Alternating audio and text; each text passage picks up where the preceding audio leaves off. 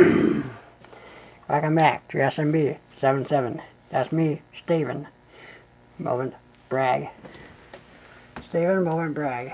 Yes, it does mean moment brag. Anyways, been a while since I did a video, and made no excuse for it. I've been okay. Working my butt off as usual. That's the American way, right? Anyways, in order to get ahead, you have to work your butt off. Pretty much what I do, work my butt off. So anyways, recently, I decided to do something a little different. And that is, no, not the mask, that is different. Yes, the mask is different. That's my character, that's what I do.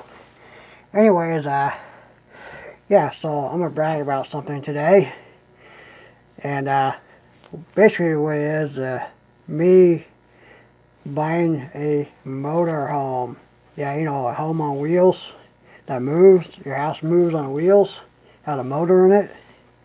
You know, plumbing, electrics, gas, propane, refrigerator, stove, a bed in the back. Oh yeah, a toilet room too. Yeah, a toilet. Everything I had toilets. So, you know, I'd taken a vacation before. But every time I want to go somewhere, it just costs too much. And maybe the thing that costs most of all is trying to stay in a place to sleep. A hotel or motel. And the last time I was on vacation, an actual vacation, I went down to California. I went down to Santa Rosa, where a couple of my friends are.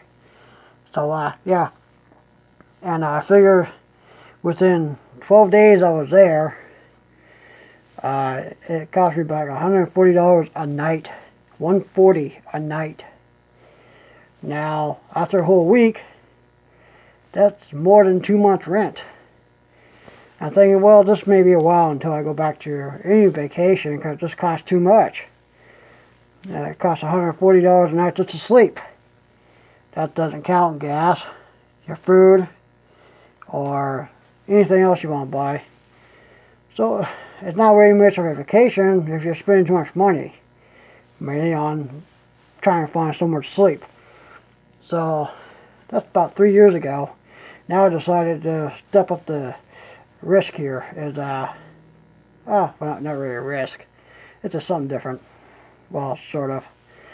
I decided next time I go to California, I'd be more a little prepared. Buy myself a motorhome. This way I can park in the parking lot and sleep. It don't cost me $140, $50 a night. Matter of fact, it would be a whole lot less. Cause I know places, I know people that will accept it, no problem. But this ain't my first motorhome. No. My first one was a Class A, you know, a full-size motorhome. It was a 1977. Now I had it for about a couple of years. I liked it. It needed a lot of inside work, so I started working on it. I drove around a couple of times before I started working on it, but then. I kind of ignored it for a while. The fact that I sit in the driver's seat and I stop and I try to get out, I hit the wall. There's no door there. It's a solid wall with a window. Well, after a couple of times driving it, after a couple of times trying to get out of it, I got to the point where I didn't like that. I felt like I was being boxed in, like I was trapped. Like if something big happened and I had no way to get out. Yeah, there's a door in the back, the main door to go inside, I understand that. But sometimes you want to get out right there. You don't want to get up and walk out, you know. So, I decided this time when I buy a motorhome, it's going to have a driver's side door. I mean, I think all motorhomes should have all driver's side door. Makes you feel more comfortable. You know, you can get out right there. You don't have to worry about getting up and walking behind you, behind the seats and stuff. I mean, it's right there. So I decided to look around for something like that. And I found a few things online that look good, about the right price. So today I'm going to go look at one. It's a little bit longer than my last one. My last one was a 28-foot long motorhome. These ones are 32. A little bit longer than what I'm used to, but I'll get used to it down the road, no big deal. I'll drive it once in a while.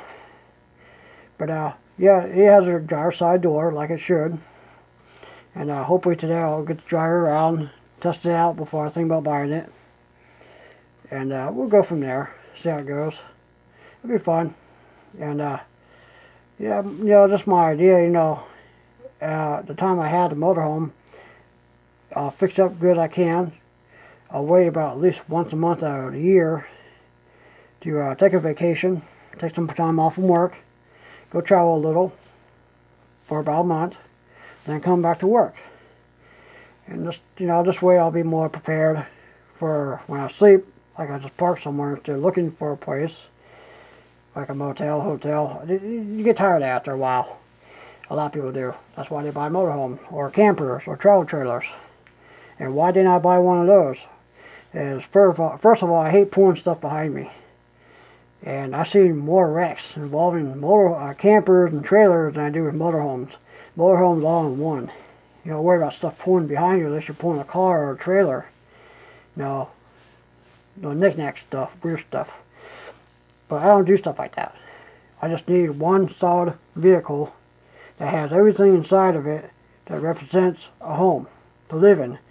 You got your refrigerator, you got your stove, you got your microwaves, you got your plumbing, you got your, your bedroom.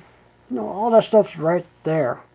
You don't have to worry about getting out of there and get out of your car and walk to the back into a travel trailer or a camper to have all that. With a motorhome, you have all that. It's all combined into one. Personally, I think it's like a very large van. I'm good at driving vans. I've had a lot of vans in the past. Matter of fact, the very first time I bought my motorhome, I drove that thing really well. It was my first one. It was big, and lady told me to park it in the back. So I parked it in the back of the building where I bought it. I reversed it, parked it all the way up to the back to the fence. And I had about 5 feet between the back of my motorhome and the fence. And I have plenty of space between me and their campers and motorhome beside me. At least 2 feet almost apart. And the lady said, "This is your first motorhome?" I go, "Yeah." She goes, "You drive like you drove motorhomes all your life." I go, "No, this is my first." She goes, "That's really impressive." Yeah, that's the first time I never had to guide anyone to the back, to guide them. I didn't have to guide you. You just knew how to do it. I go, "Yeah, I guess you learn really fast." So hopefully this next motorhome I'll do, checking out today, won't be much different. It'll be a little bit newer. It's a 91, and my last one was a 77. So different in years, different size, definitely different length. I'm going from a 28 to a 32. That's a good size. Hopefully there won't be much wrong with it. Yeah. The only thing I know for sure is that this one I'm gonna look at today needs new tires, which is not a problem because I have an account with Les Schwab, so I could get a tire payment thing going.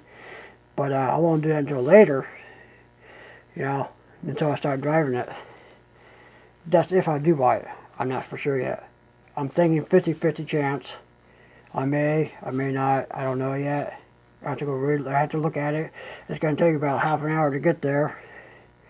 And when I get there, I'm going to do another video of me filming the motorhome that I'm looking at, and do a little inside look at it, put it on the video, make it look good. Of course, you won't be seeing me. No, that's because I won't be wearing my disguise. I'll be maskless and whatever. Anyways, so it's gonna be fun. It's gonna be fun. What's the time? Right now it's almost 8 o'clock. I'll probably be leaving here around 12. Give me a few hours, a little bit of rest, and get things going. And I hope it works out. If not, then there's more out there, more campers, trailers, motorhomes. Many motorhomes, that's what I'm looking for. I'm not going to step down below that. I know what I'm looking for, just finding it at the right type. the right price, the right size, and more in the area where I live. One thing about motorhomes compared to cars, they're a lot harder to find the one that you want for sale because they're so scattered all over the place. You know, people camping them, they advertise them, they want to sell it right there. And that could be 100 miles away. It could be on another side of the state. You don't know. Like, oh my God. You know, I got to travel 200 miles to look at something I might not want. You know, that's a lot of gas money and a lot of time being wasted. If you don't want it, you got to drive all the way down there to find out you don't want it. So I'm really skeptical about more things in the area. And I was thinking about half-hour drive, that's not too bad. I'm sure I could do better, but sometimes you get tired waiting. And according to the picture, it looked really interesting. Looks pretty decent. I talked to the owner once already, and he said it's very nice. So we'll see. And I'll let you know ahead of time. When I get there, I'll know what I want, if it's worked out or not.